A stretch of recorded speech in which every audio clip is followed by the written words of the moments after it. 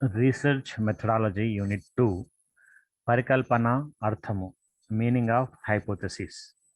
పరికల్పన అంటే ఒక ఊహ, భావన అని అనుకుంటాం మనం. పరికల్పన అనేది రెండు లేదా అంతకంటే ఎక్కువ భావనలు మరియు లేదా సామాజిక నమూనాల మధ్య సంబంధాల ప్రకటన. పరికల్పన అనేది శాస్త్రవేత్త ఎదుర్కొంటున్న సమస్యకు తాత్కాలిక సూత్రీకరణ లేదా సాధ్యమైన పరిష్కారము లేదా తాత్కాలిక వివరణ లేదా సూచించిన సమాధానం. అందువల్ల ఒక పరికల్పన తప్పనిసరిగా తాత్కాలికమైనది. విచారణ సమయంలో కనుగొనబడిన వాస్తవాలు దానిని కోరినట్లయితే దర్యాప్తు సమయంలో సవరించబడే అవకాశం ఉంది. ఇది అంగీకరించబడడానికి ముందు ఏర్పాటు చేయవలసిన వివరణ. ఒక పరికల్పన అనేది సిద్ధాంతం యొక్క భాగం. అది ఒక సైద్ధాంతిక ప్రకటన. మనం ఏదైనా నిర్దిష్ట అనుభవాన్ని కనుగొనాలి అనుకుంటే ఎక్కడ వెతకాలో అది చెప్తుంది. పరికల్పన అనేది మనకు జరగబోయే సంఘటనలను అంచనా వేయడానికి ఒక మానవ పరికరం. పరికల్పన అర్థము, స్వభావం మరియు ప్రాముఖ్యత. Hypothesis meaning, nature and significance of hypothesis. పరికల్పన బహువచనంలో పరికల్పనలు అనేది ఒక దృగ్విషయానికి ప్రతిపాదిత వివరణ. ఒక పరికల్పన శాస్త్రీయ పరికల్పనగా ఉండాలి అంటే శాస్త్రీయ పద్ధతిలో దాన్ని పరీక్షించడం చాలా అవసరం. శాస్త్రవేత్తలు సాధారణంగా అందుబాటులో ఉన్న శాస్త్రీయ సిద్ధాంతాలతో సంతృప్తికరంగా వివరించలేని మునుపటి పరిశీలనపై శాస్త్రీయ పరికల్పనను ఆధారం చేసుకుంటారు.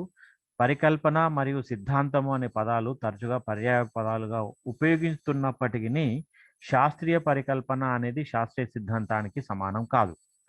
పనిచేసే పరికల్పన అనేది విద్యావంతులైన అంచనా లేదా ఆలోచనలతో ప్రారంభమయ్యే ప్రక్రియతో తదుపరి పరిశోధన కొరకు ప్రతిపాదించబడిన తాత్కాలికంగా ఆమోదించబడిన పరికల్పన. పరిశోధన సమయంలో సమాధానం ఇవ్వాల్సిన సమస్యకు చివరకు స్థాపించబడిన తర్వాత పరిశోధకుడు సాధ్యమైతే తాత్కాలిక పరిష్కారాలను లేదా దాని సమాధానాలను రూపొందించడానికి కొనసాగించవచ్చు. ఈ ప్రతిపాదిత పరిష్కారాలు లేదా వివరణలను పరిశోధకుడు ఇప్పటికే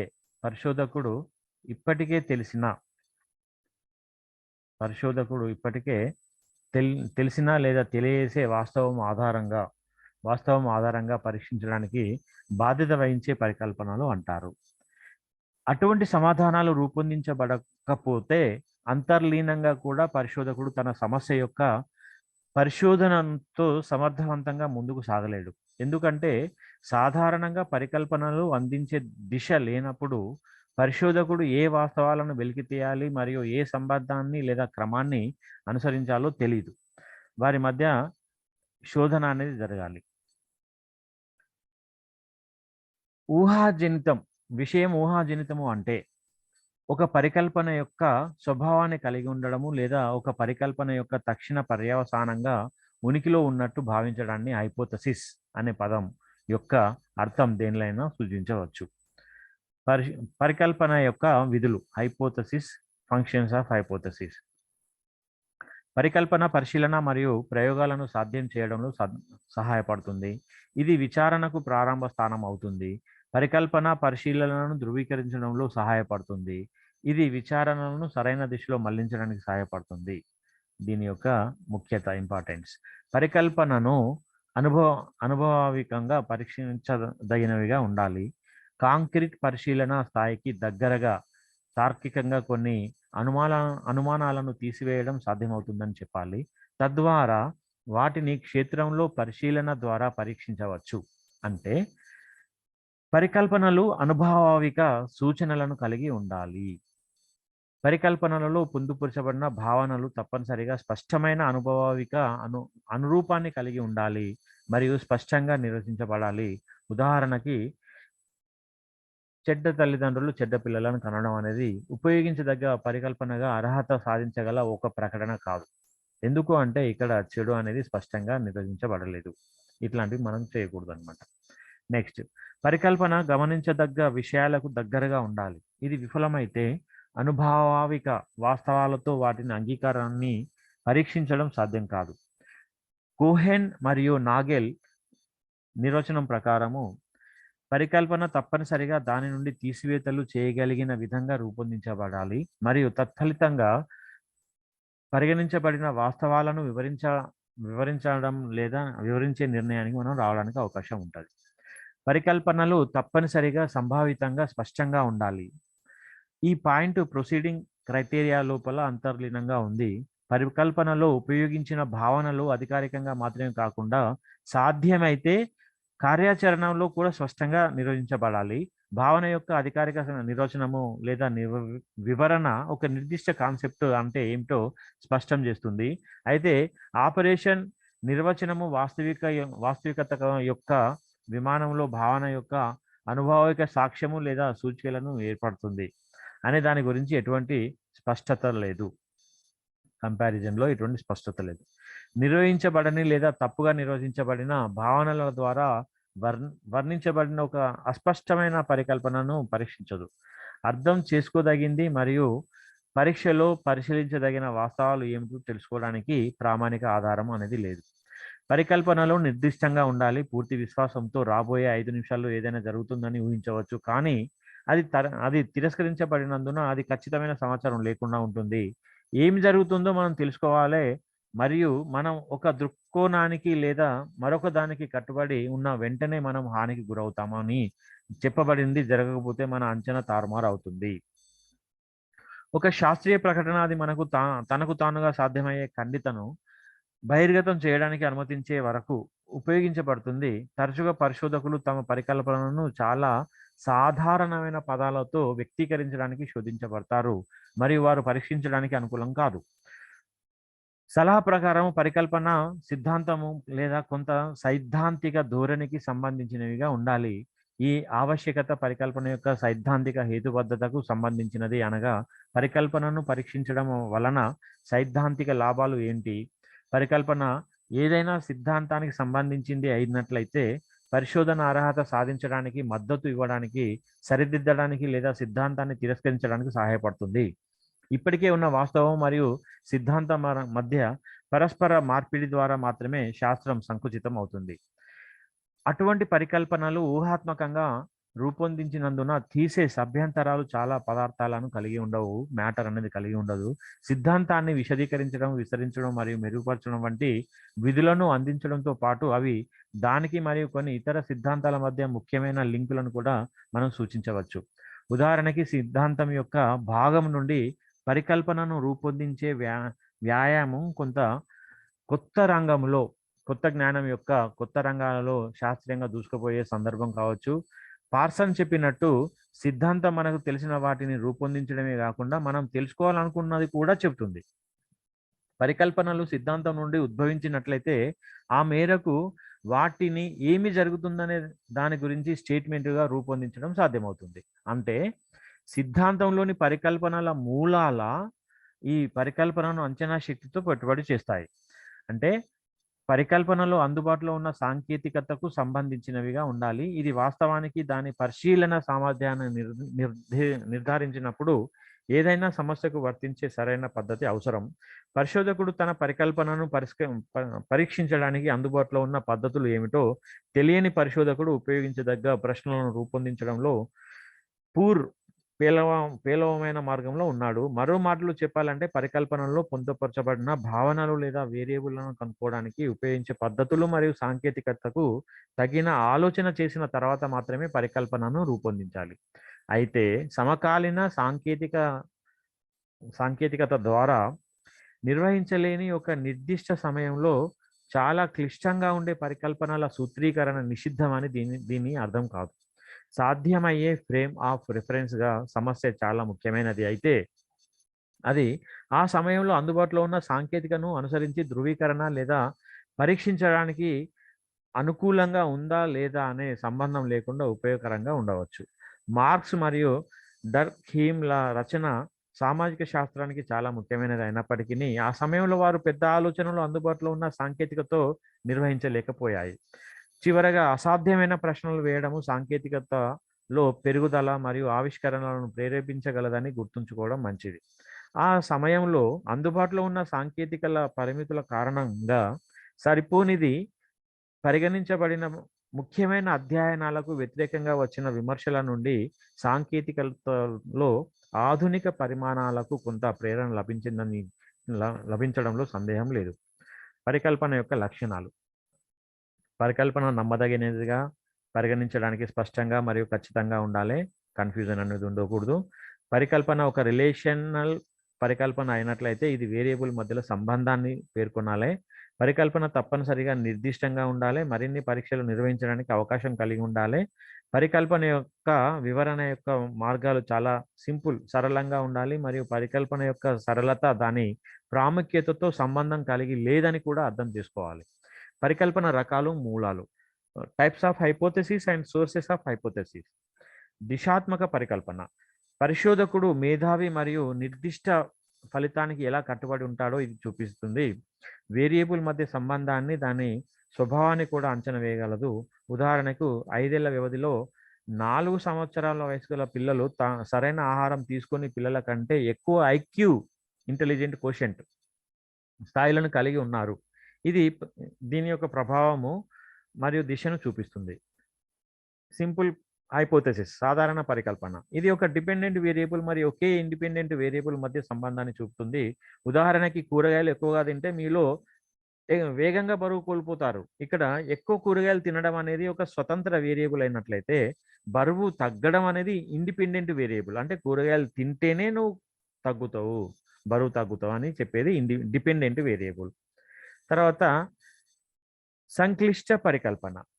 ఇది 2 లేదా అంతకంటే ఎక్కువ డిపెండెంట్ వేరియబుల్స్ మరియు 2 లేదా అంతకంటే ఎక్కువ ఇండిపెండెంట్ వేరియబుల్స్ మధ్యలో సంబంధాన్ని చూపిస్తుంది. కూరగాయలు మరియు పండ్లను ఎక్కువగా తినడం వల్ల బరువు తగ్గడం, మెరిసే చర్మము, గుండె జబ్బులు, అధిక రక్తపోటు మరియు కొన్ని క్యాన్సర్ల వంటి అనేక రోగాల ప్రమాదాన్ని తగ్గిస్తుంది. అంటే ఇక్కడ మల్టిపుల్ డిపెండెంట్ వేరియబుల్స్ ఉన్నాయి, మల్టిపుల్ ఇండిపెండెంట్ వేరియబుల్స్ ఉన్నాయి. ఈ రెండింటికి రిలేషన్షిప్ పెట్టినట్లయితే దాన్ని సంక్లిష్ట పరికల్పన అంటాం. నెక్స్ట్ నల్ హైపోథెసిస్, శూన్య పరికల్పన. ఇది పరికల్పనకు విరుద్ధమైన ప్రకటనను అందిస్తుంది. ఇది ప్రతికూల ప్రకటన మరియు స్వతంత్ర మరియు డిపెండెంట్ వేరియబుల్ల మధ్య ఎటువంటి సంబంధం లేదు అని అంటాం. దీనికి ఏమంటాం అంటే H0. దీన్ని ఏమనాలి? నల్ హైపోథెసిస్ అంటే H క్యాపిటల్ ఉండాలి, H కింద భాగంలో 0 అంటే నల్ హైపోథెసిస్ 0 అనమాట. అది H0 ద్వారా H0 అని కూడా అంటారు కొంతమంది. H0 ద్వారా సూచించడం జరుగుతుంది అన్నమాట. నల్ హైపోథెసిస్లో ఏం జరుగుతుందంటే, ఏదైనా ఒక ప్రాబ్లం ఉన్నప్పుడు దానికి వ్యతిరేక దిశలో మనం ఒక స్టేట్మెంట్ చేస్తాము. స్టేట్మెంట్ చేస్తే చివరికి మనకు ఆన్సర్ రకరకాల పారామెట్రిక్, నాన్ పారామెట్రిక్ టెస్టులను చేసినప్పుడు ఆన్సర్ అనేది పాజిటివ్లో వచ్చిందా, నెగిటివ్లో వచ్చిందో చూసుకొని దాన్ని యాక్సెప్ట్ చేయాలన్నా లేదా రిజెక్ట్ చేయాలన్నా, అంటే నల్ హైపోథెసిస్ను యాక్సెప్ట్ చేయాలన్నా రిజెక్ట్ చేయాలన్నా అనేది మనం ఇక్కడ చూసుకుంటాం. నాన్ డైరెక్షనల్ పరికల్పన. సిద్ధాంతము ప్రమేయం లేనప్పుడు ఇది ఉపయోగించబడుతుంది. సంబంధం యొక్క ఖచ్చితమైన స్వభావాన్ని, దిశ అంచనా వేయకుండా 2 వేరియబుల్స్ మధ్యలో సంబంధం ఉందని ఇది ఒక స్పష్టమైన ప్రకటన. అనుబంధ మరియు కారణ పరికల్పన. ఒక వేరియబుల్లో మార్పు జరిగినప్పుడు వేరొక వేరియబుల్లో మార్పు వచ్చినప్పుడు అనుబంధ పరికల్పన ఏర్పడుతుంది. అయితే కారణ పరికల్పన 2 లేదా అంతకంటే ఎక్కువ వేరియబుల్స్ మధ్యలో కారణము మరియు ప్రభావ పరస్పర చర్యను ప్రతిపాదిస్తుంది.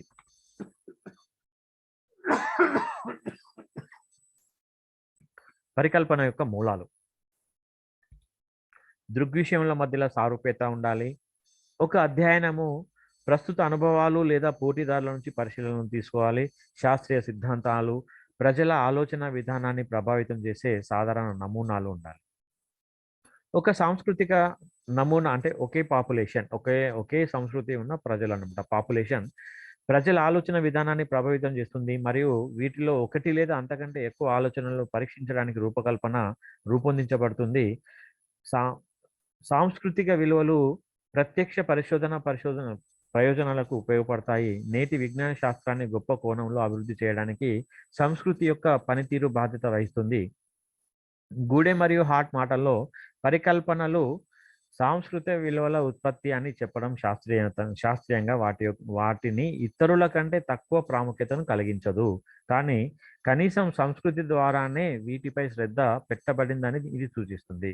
ఉదాహరణకి పాశ్చాత్య సమాజంలో జాతి మానవ ప్రవర్తన యొక్క ముఖ్యమైన నిర్ణయాధికారిగా భావించబడుతుంది. పరికల్పనను రూపొందించడానికి ఇటువంటి ప్రతిపాదనలను ఉపయోగించవచ్చు. కొన్ని రకాల పరికల్పనలను రూపొందించడానికి భారతీయ సంస్కృతి యొక్క మెటాఫిజికల్ బయాస్ మరియు మెటాఫిజికల్ ఆలోచనలను కూడా మనం ఉదాహరించవచ్చు. ఉమ్మడి సాంస్కృతిక నమూనా యొక్క సాంస్కృతిక అంశాలు పరికల్పనల సూత్రీకరణకు మూలంగా ఉండవచ్చని ఇది సూచిస్తుంది. సైంటిఫిక్ సిద్ధాంతం. పరికల్పన యొక్క ప్రధాన మూలం సిద్ధాంతం. ఒక సిద్ధాంతం ఆ వాస్తవాలను సూచించే సాధారణ భావనల సమితిలో స్థిరమైన మరియు చట్టబద్ధమైన సంబంధాన్ని ఉంచడం ద్వారా వాస్తవాల యొక్క అతి పెద్ద భాగాన్ని బంధిస్తుంది. సిద్ధాంతం యొక్క జ్ఞానం ఆధారంగా తదుపరి సూత్రీకరణలు ఏర్పడతాయి. సిద్ధాంతాల నుండి పరికల్పనలను తీసుకోబడతాయి. ఈ సాధారణీకరణలు లేదా పరికల్పనలను రూపకల్పనలో ఒక భాగంలో ఉన్నాయి.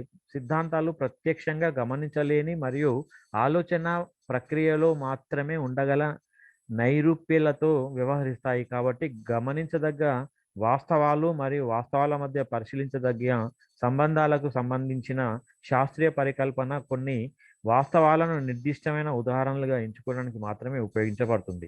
భావనలు మరియు సంబంధాన్ని అనుభావిక పరీక్షకు గురిచేసే ఉద్దేశంతో ఎంచుకున్న వాస్తవాల మధ్య సంబంధాన్ని గురించి తాత్కాలిక ప్రకటన చేయడం కొరకు మాత్రమే హైపోథెసిస్ పనికొస్తుంది.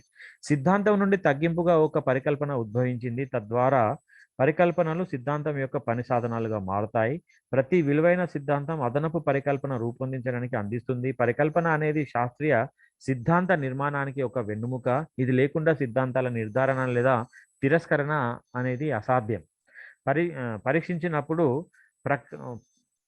పరికల్పనలు రుజువు చేయబడినవి లేదా తిరస్కరించబడినవి మరియు అసలైన సిద్ధాంతం యొక్క తదుపరి పరీక్షలను ఏర్పరుస్తాయి. అందువల్ల శబ్ద ప్రతిపాదన యొక్క ఊహాత్మకమైన రకం అనుభవావిక ప్రతిపాదనలు లేదా వాస్తవాలు మరియు సిద్ధాంతాల మధ్య సంబంధాన్ని ఏర్పడుతుంది. ఒక సిద్ధాంతం యొక్క ప్రామాణికతను శాస్త్రీయ ఆలోచనలను ప్రయోగాత్మక పరికల్పన ద్వారా మాత్రమే పరిశీలించవచ్చు. సారూప్యతలు అంటే కంపారిజన్. రెండు దిగ్విషయాల మధ్య సారూప్యతను గమనించడం అనేది ఇతర అంశాలలో సారూప్యతను పరీక్షించే లక్ష్యంతో ఒక పరికల్పన ఏర్పడడానికి మూలం కావచ్చు. జూలియన్ హక్స్లీ ప్రకారం ప్రకృతిలో లేదా మరొక శాస్త్రం యొక్క చట్రంలో సాధారణ పరిశీలన పరికల్పన యొక్క సారవంతమైన మూలం కావచ్చు. ఒక క్రమశిక్షణలో వ్యవస్థ యొక్క విజయాన్ని ఇతర విభాగాలు కూడా ఉపయోగించవచ్చు. జీవవర్ణ శాస్త్ర సిద్ధాంతం నిర్దిష్ట భౌగోళిక పరిస్థితులలో కొన్ని మొక్కలను పరిశీలనపై ఆధారపడి ఉంటుంది. అలాగే ఇది వృక్షశాస్త్రం యొక్క డొమైన్లో ఉంటుంది. దాని ఆధారంగా మానవ జీవవర్ణ శాస్త్రం యొక్క పరికల్పనను రూపొందించవచ్చు. సాంఘిక భౌతిక శాస్త్రం యొక్క పరికల్పనలో కూడా సారూప్యతపై ఆధారపడి ఉంటుంది. సాంఘిక పరిశీలన ద్వారా పరికల్పన పుట్టినప్పుడు అదే పదము సామాజిక శాస్త్రంలో తీసుకోబడింది. సామాజిక సిద్ధాంతంలో ఇది ఒక ముఖ్యమైన ఆలోచనగా మారింది.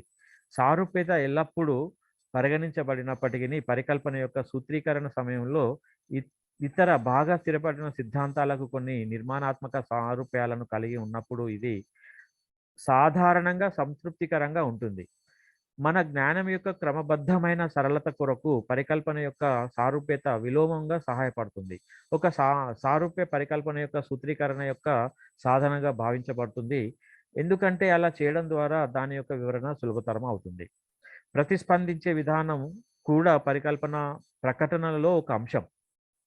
కొన్ని వాస్తవాలు ఉన్నాయి, కానీ మనలో ప్రతి ఒక్కరు వీటిని గమనించడానికి మరియు ఒక పరికల్పనను రూపొందించడానికి సాధ్యం కాదు. ఫ్లేమింగ్ పెన్సిలిన్ అనే ఆవిష్కరణను ప్రస్తావిస్తూ అసాధారణమైన దానితో ఆకట్టుకోవడానికి శాస్త్రవేత్త సిద్ధమైనప్పుడే అటువంటి ఆవిష్కరణ సాధ్యమవుతుందని బ్యాకరాచ్ పేర్కొన్నాడు. బ్యాక్టీరియా ఉన్న వంటకము ఆకుపచ్చ అచ్చును కలిగి ఉందని మరియు బ్యాక్టీరియా చనిపోయిందని ఫ్లేమింగ్ గుర్తించినప్పుడు ఒక అసాధారణ సంఘటన జరిగింది. సాధారణంగా అతను డిష్ కడిగి బ్యాక్టీరియాలను పెంచడానికి మరొకసారి ప్రయత్నించాడు. కానీ సాధారణంగా అతను ఆకుపచ్చ అచ్చులో సన్నిహితంగా ప్రత్యక్ష బ్యాక్టీరియాను తీసుకురావడానికి తరలించబడ్డాడు. ఫలితంగా పెన్సిలిన్ కనుగొనబడింది. పెన్సిలిన్ అనేది ఒక ఇంజెక్షన్. గురుత్వాకర్షణ సిద్ధాంతాన్ని కనుక్కున్న సర్ ఐజాక్ న్యూటన్ ఉదాహరణ ఈ రకమైన వ్యక్తిగత అనుభవంకి మరొక అద్భుతమైన ఉదాహరణ. న్యూటన్ యొక్క పరిశీలనకు ముందు అనేక మంది వ్యక్తులు యాపిల్ పడిపోవడాన్ని చూసినప్పటికీ ఈ దృగ్విషయం ఆధారంగా గురుత్వాకర్షణ సిద్ధాంతాన్ని రూపొందించడానికి అతను ఒక సరైన వ్యక్తి. అందువల్ల ఒక పరికల్పన యొక్క ఆవిర్భావము సృజనాత్మకమైన పద్ధతి. మెక్ గిగాన్‌ని ఉటంకిస్తూ అతని నిర్వచనాన్ని మనం చూసుకుంటే, ఉపయోగకరమైన మరియు విలువైన పరికల్పనను రూపొందించడానికి శాస్త్రవేత్తకు ఆ ప్రాంతంలో మొదట తగినంత అనుభవం మరియు అవసరము. రెండవది మేధావి యొక్క నాణ్యత గూడా ఉండాలి. సాంఘిక శాస్త్రాల రంగంలో వెబ్లిన్ యొక్క పనిలో వ్యక్తిగత దృక్పథం యొక్క దృష్టాంతము దృశ్యమానం చేయవచ్చు. థోర్స్టెయిన్ వెబ్లిన్ యొక్క సొంత సామాజిక నేపథ్యం ఆర్థిక వ్యవస్థ పనితీరుకు సంబంధించిన ప్రతికూల ప్రభావాలతో నిండి ఉంది. మరియు అతను పెట్టుబడిదారీ వ్యవస్థను నిష్పక్షపాతంగా చూడగల సామర్థ్యం ఉన్న అంచనాల మనిషి. అందువల్ల అతను శాస్త్రీయ ఆర్థిక శాస్త్రం యొక్క ప్రాథమిక భావనలను మరియు ప్రతిపాదనలపై దాడి చేయగలడు మరియు వాస్తవపరంగా వెబ్లిన్ ఆర్థిక ప్రపంచాన్ని భరించడానికి భిన్నంగా అనుభవించగలడు. ఫలితంగా తయారైందనమాట. అతని యొక్క వెబ్లిన్ సిద్ధాంతం తయారైంది. గూడే మరియు హార్ట్ ప్రకారము పరికల్పన అనేది ఒక తెలివైన అంచనా. ఇది గమనించబడిన వాస్తవాలు, షరతులను వివరించడానికి మరియు తదుపరి పరిశోధనలో మార్గనిర్దేశనం చేయడానికి రూపొందించబడింది మరియు తాత్కాలికంగా స్వీకరించబడింది. జార్జ్ లండ్‌బర్గ్ మాటలతో ఇక్కడ నిర్వచనాలు నేను ఎక్కువ ఎందుకు ఇస్తున్నా అంటే, ఒక 4, 5 నిర్వచనాల్లో మీకు కనీసం ఒక్క చిన్న నిర్వచనం గుర్తున్నా సరిపోతదనే విషయాన్ని ఉద్దేశ్యంతోని ఇస్తున్నానన్నమాట. ఇన్ని నిర్వచనాలు రాయాల్సిన అవసరం లేదు. మీరు ఏదైనా ఒక నిర్వచనం రాస్తే చాలు. జార్జ్ ల్యాండ్‌బర్గ్ మాటల్లో, ఒక పరికల్పన అనేది తాత్కాలిక సాధారణీకరణ. దీని యొక్క ప్రామాణికత పరీక్షించవలసి ఉంది. దీని అత్యంత ప్రాథమిక దశలో పరికల్పన ఏదైనా ఉంటే ఊహ, ఊహాత్మక ఆలోచన కావచ్చు, లేదా చర్య లేదా పరిశోధనకు ఆధారం అవుతుంది. వెబ్‌స్టర్ డిక్షనరీ ప్రకారము ఒక పరికల్పన అనేది దాని తార్కిక పరిణామాలు గీయడానికి మరియు ఈ పద్ధతి ద్వారా నిర్ణయించబడే వాస్తవాలను దాని అంగీకారాన్ని పరీక్షించడానికి బహుశా నమ్మకం లేకుండా భావించబడే నిష్పత్తి, స్థితి లేదా సూత్రం. చాలా సరళంగా చెప్పాలి అంటే కెర్లింగర్ ఈ విధంగా అన్నాడు. ఒక పరికల్పన అనేది 2 లేదా అంతకంటే ఎక్కువ వేరియబుల్స్ మధ్య సంబంధము యొక్క ఊహాత్మక ప్రకటన. ఏ టెంటేటివ్ అజంప్షన్ బిట్వీన్ 2 స్టేట్మెంట్స్. ఊహాత్మకమైన ప్రతికల్పన, ఊహాత్మక ప్రకటన అన్నాడు. అంటే పరికల్పన అంటే ఒక ఊహ, ఒక భావన, ఒక స్టేట్మెంట్. మనం ఏదో ఒక స్టేట్మెంట్ చేస్తాం. ఒక ప్రాబ్లమ్‌ని సాల్వ్ చేయడానికి ఒక స్టేట్మెంట్ చేస్తాం. అది నిజమా కాదా అని కొన్ని లెక్కలను ఆధారంగా చేసుకొని అది నిజమైనట్లయితే నిజము, అబద్ధమైతే రిజెక్ట్ చేస్తాం. పరికల్పన ఎల్లప్పుడూ డిక్లరేటివ్ వాక్యాల రూపంలో ఉంటుంది మరియు ఇవి సాధారణంగా నిర్దిష్టంగా వేరియబుల్స్‌తో సంబంధం కలిగి ఉంటాయి. ఒక పరికల్పన అనేది పరీక్షించబడి మరియు తద్వారా ధృవీకరించబడిన లేదా తిరస్కరించబడిన ఒక ప్రకటన. రమ్మెల్ అండ్ బెల్లిన్ ప్రకారం. ఎంహెచ్ గోపాల్ ప్రకారము ఇది తెలిసిన మరియు అందుబాటులో ఉన్న డేటా యొక్క కర్సరీ పరిశోధనపై తాత్కాలికంగా పరిష్కారంగా నిర్వహించబడింది మరియు కొన్ని సంఘటనలను వివరించడానికి మరియు ఇతరుల పరిశోధనలో మార్గనిర్దేశం చేయడానికి తాత్కాలికంగా స్వీకరించబడింది. వాస్తవానికి ఇది సమస్యకు సాధ్యమైన పరిష్కారము. తర్వాత పరికల్పన మూలాలు, సోర్స్ ఆఫ్ హైపోథెసిస్‌లో కొంత అడిషనల్ మ్యాటర్ కూడా మనకు అవసరము. పరికల్పన యొక్క మూలాలు ఈ క్రిందివి. ఒకటి సిద్ధాంతం. మేనేజ్మెంట్ సిద్ధాంతాల నుండి ఒకరు పరికల్పనను పొందవచ్చు. ఉదాహరణకి ప్రేరణ అవసరాల యొక్క సోపానక్రమం అంటే హైరార్కీ ఆఫ్ మోటివేషన్‌లో మనకు Abraham Maslow hierarchy of motivation ఉంటది ఒకటి సూత్రం. దీని సోపాన క్రమంలో అబ్రహాం మాస్లో యొక్క సిద్ధాంతం తీసుకోండి. తక్కువ అవసరాల సంతృప్తి చెందినప్పుడు ఆడడానికి ఎక్కువ అవసరం వస్తుందని మాస్లో. అంటే ఇక్కడ ఏంటంటే ఫస్ట్ ఒక మనిషి తను బేసిక్‌గా మోస్లో హైరార్కీ థియరీలో ఏముంటుంది అంటే, ఫస్ట్ ఒక మనిషి బేసిక్ నీడ్స్ కావాలి. ఆహారం ఇట్లాంటివి కావాలనుకుంటాడు. ఆహారం ఇవి దొరికిన తర్వాత కొంచెం ఎక్కువ రిచ్ కావాలనుకుంటాడు. అంటే ఇంకా షెల్టర్ కావాలి అట్లా కావాలంటాడు. తర్వాత ఎస్టీమ్ నీడ్స్ కావాలనుకుంటాడు. అంటే ఈగోయిస్ట్ నీడ్స్ రావాలనుకుంటాడు. సమాజంలో గౌరవం రావాలి, రెస్పెక్ట్ రావాలి, అందరు నన్ను అట్రాక్ట్ చేయాలనుకుంటాడు. తర్వాత లాస్ట్‌కి సెల్ఫ్ యాక్చువలైజేషన్ మ్యాన్ అవుతాడనమాట. అంటే దీనికొకటి పిరమిడ్‌లో ఉంటుంది. ఇది పెద్ద కాన్సెప్ట్. నెక్స్ట్ పరిశీలనలు. మార్కెట్ ప్లేస్‌లో ధరల కదలిక సాధారణంగా పరిశీలన ఉద్యోగాలలో ప్రవర్తనల యొక్క సెన్సెక్స్ పాయింట్ల కదలిక ఏ విధంగా ఉంది, కొత్త రూపకల్పనకు దారి ఏ విధంగా ఉన్నదని చూస్తాం. అంటే సేంద్రియ ఉత్పత్తులకు అధిక రేటు తక్కువ ఉత్పత్తికి సంబంధించింది కాదు. ఇట్లా అంతర్దృష్టి మరియు వ్యక్తిగత అనుభవం. కొన్ని సందర్భాల్లో అంతర్దృష్టి లేదా గట్ ఫీలింగ్ పరికల్పనను రూపొందించడంలో సహాయపడతాయి. కానీ చాలా సందర్భంలో పరిశోధకునికి ఒక నిర్దిష్ట రంగంలో సంవత్సరాలు లేదా అనుభవాలు ఆమె సముచితమైన మరియు అర్థవంతమైన పరికల్పనకు మార్గనిర్దేశం చేస్తుంది. సారూప్యాలు ఇతర విభాగాలలోని ఉదాహరణల ఆధారంగా పరికల్పనను రూపొందించవచ్చు. సాహిత్య సమీక్ష పీరియాడికల్స్ అంటే మన నెలకు గాని, వారానికి గాని, పక్షానికి అంటే 15 రోజులకు ఒకసారి వచ్చే మ్యాగజైన్స్ ఏవైతే ఉంటాయో వాటిని పీరియాడికల్స్ అంటాం. పీరియాడికల్స్ గాని, సారాంశాలు అంటే సమ్మరీస్ గాని, లేదా సమీక్షలు గాని, మొదలైన వాటి వల్ల వెళ్ళే అలవాటు ఊహలను గుర్తించడంలో సహాయపడుతుంది. సమస్యలను హ్మ్, నిర్వచించే విషయం వలె పరికల్పనను రూపొందించడంలో సాహిత్యాన్ని సమీక్షించడం ద్వారా పోషించిన పాత్రే ముఖ్యమైనది. సాధారణ సంస్కృతి వివిధ సితారా లేదా సమాజంలో కనిపించే కెల్డోస్కోపిక్ సంస్కృతులను మరియు వివిధ కార్పొరేటుల్లో బాగా సమగ్రమైన సంస్థాగత సంస్కృతులను పరికల్పనను గుర్తించడంలో వెలుగునిస్తాయి అంటాం. ఇది ఇక్కడ వరకు హైపోథిసిస్ కంప్లీట్ అయింది. నెక్స్ట్ టాపిక్ ఏంటంటే కేస్ స్టడీ. ఇది కూడా మనకు షార్ట్ క్వశ్చన్ లేదా లాంగ్ క్వశ్చన్ రావడానికి అవకాశం ఉంటుంది. సందర్భ పరిశీలన. కేస్ స్టడీ అంటే అర్థం ఏంటంటే ఒక ఉదాహరణను తీసుకొని దాన్ని బాగా అనాలిసిస్ చేసి ఏదైనా ప్రాబ్లమ్ వచ్చిందనుకోండి, ఇది కంపెనీలో ఏదైనా ప్రాబ్లమ్ వచ్చిందనుకోండి, ఏదైనా కంపెనీలో సేల్స్ అనేవి సడన్‌గా తగ్గిపోయినాయి. ఎందుకు తగ్గిపోయినాయి అని మనం ఇన్వెస్టిగేషన్ ఏదైతే చేస్తామో దాన్ని కేస్ స్టడీ అంటాం. ఎట్లయితే ఏ విధంగా అయితే డాక్టరు రోగి పట్ల కేసు షీట్ రాస్తాడో అట్లే ఇది మనం చూసుకుంటాం అనమాట. ఇది కూడా ఒకటి దిస్ ఈజ్ అడిషనల్ క్వశ్చన్. అంటే కేస్ స్టడీకి సంబంధించిన క్వశ్చన్ అనమాట ఇది. కేస్ స్టడీ అనేది ఒక సంస్థ, వ్యక్తుల సమూహము, పరిశ్రమ, వ్యక్తి మరియు ఒక దృగ్విషయం యొక్క లోతైన మరియు అధ్యయనం ద్వారా ఇది ఒక విధమైన వివరణాత్మకమైన డిజైన్.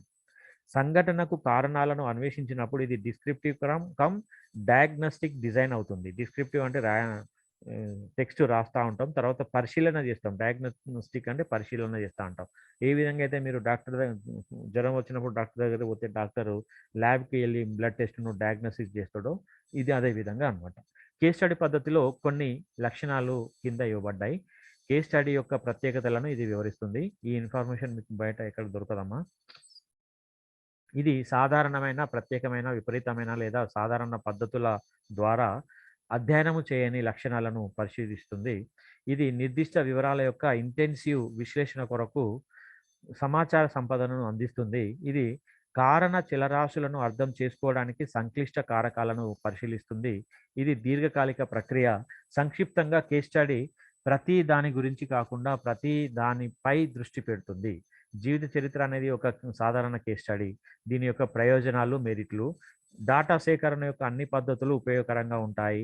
ఏదైనా అంశం యొక్క ఏదైనా కోణాన్ని అధ్యయనం చేయవచ్చు. ఇది ఏ రకమైన సెట్టింగ్‌లోనైనా నిర్వహించవచ్చు. ఇది విస్తృతమైన అంతర్దృష్టులను అందిస్తుంది. సమూహాలు లేదా ప్రక్రియలను అధ్యయనం చేయడానికి ఇది మరింత ఉపయోగకరంగా ఉంటుంది. దీని యొక్క పరిమితులు లేదా డీమెరిట్స్, డిసడ్వాంటేజెస్. కనుగొన్న సాధారణీకరణ సాధ్యం కాదు కాబట్టి ఇది చాలా పరిమితం. ఇది ఎక్కువ సమయం తీసుకుంటది. స్థూల సమస్యను అధ్యయనం చేయడానికి ఇది సరిపోదు. పరిశోధకుడికి బయాస్ ఉందనుకోండి. పక్షపాతం అంటే ఇక్కడ బయాస్. బయాస్. బయాస్ అంటే పక్షపాతం. పక్షపాతం ఎక్కువగా ఉంటుంది. అంటే వాడు ఏం చేస్తాడు, ఆశ్రిత పక్షపాతం వానికి తెలిసింది మాత్రమే రికమెండ్ చేయడాన్ని పక్షపాతం అంటాం ఇక్కడ. ఉదాహరణకు రిలయన్స్ ఇండస్ట్రీస్ వంటి సంస్థ యొక్క అసాధారణ వృద్ధిని అధ్యయనం చేయడం, ఐటీ పరిశ్రమలో అజీం ప్రేమ్జీ, నారాయణమూర్తి వంటి కార్పొరేట్ దిగ్గజాల అద్భుత విజయాలను విశ్లేషించేందుకు, తర్వాత టాటా మరియు బిర్లాలు దేశ భూభాగంలో తమ టెక్ ఓవర్ స్ప్రేలను ఏ విధంగా నిర్వహించారో అర్థం చేసుకోవడానికి, సరళీకరణ మరియు ప్రపంచీకరణ పర్యవసానంగా భారత ఫారెక్స్ కిట్టి నిఫ్టీ ఓవర్‌ఫ్లో రావడానికి గల కారణాలు, మెరుగైన రోడ్లు మరియు ప్రాణాంతకమైన సంఘటనల గురించి అవగాహన ఉన్నప్పటికీ హైవేలో ప్రమాదాలు ఎందుకు పెరుగుతున్నాయని అధ్యయనం చేయడానికి ఉంటాం. తర్వాత మంచి రీసెర్చ్ మెజర్మెంట్ అంటే మంచి పరిశోధన కొలతల యొక్క లక్షణాలు. ఇది ఇంకొక క్వెషన్, అడిషనల్ క్వెషన్ ఇది. ఇది కూడా మనకు చాలా ఇంపార్టెంట్. అడిషనల్ క్వెషన్ ఏంటంటే మంచి పరిశోధన మెజర్మెంట్ యొక్క లక్షణాలు అంటే మంచి పరిశోధన కొలత అని రాద్దాం ఇక్కడ.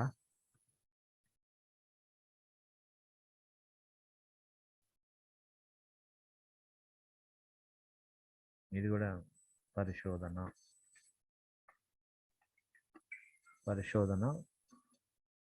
కొలత.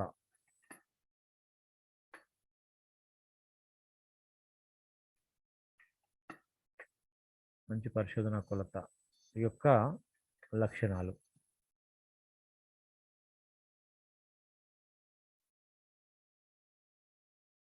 మంచి పరిశోధకుడు డిజైన్ క్రింది లక్షణాలను కలిగి ఉంటుంది. ఒకటి ఆబ్జెక్టివిటీ, అంటే డిజైన్ ఏ పక్షం వైపు ఎటువైపు అనుకూలతను చూపదు, మరియు ఈ డిజైన్ కింద సేకరించిన ఫలిత డాటా పక్షపాతం బయాస్ లేకుండా ఉంటుంది. తర్వాత విశ్వసనీయత. డిజైన్ కింద పరిశోధన పునరావృతం అయిన ప్రతిసారి డిజైన్ స్థిరమైన ఫలితాలను అందిస్తుంది. ప్రతివాది ఇచ్చిన ప్రతిస్పందన నిజమైనది మరియు అలాగే ఉంటుంది. చెల్లుబాటు. డిజైన్ ఖచ్చితమైన మరియు సరైన ఫలితాలను అందిస్తుంది. ఇది ఏం చేయాలో కూడా సేకరించి కొలుస్తుంది మరియు మరేం చేయదు. సాధారణీకరణ, అంటే డిజైన్ అంటే ఏంది? ఇక్కడ మనం రూపకల్పనను డిజైన్ అంటాం. అంటే రీసెర్చ్ యొక్క డిజైన్ ఏదైతే ఉంటుందో, పరిశోధన యొక్క రూపకల్పన ఏదైతే ఉంటుందో దాన్ని ఇక్కడ డిజైన్ అంటాం. అంటే ఈ డిజైన్ కింద సేకరించిన ఫలితాలు నమూనాల కొరకు నిజమైనవి, తప్పనిసరిగా మొత్తం జనాభాకు నిజమైనవిగా ఉండాలి. ఇది రీసెర్చ్ మెథడాలజీ శాతవాహన యూనివర్సిటీలో తెలుగు క్వశ్చన్ పేపర్ కూడా వస్తుంది. వరి ఏం అవసరం లేదు.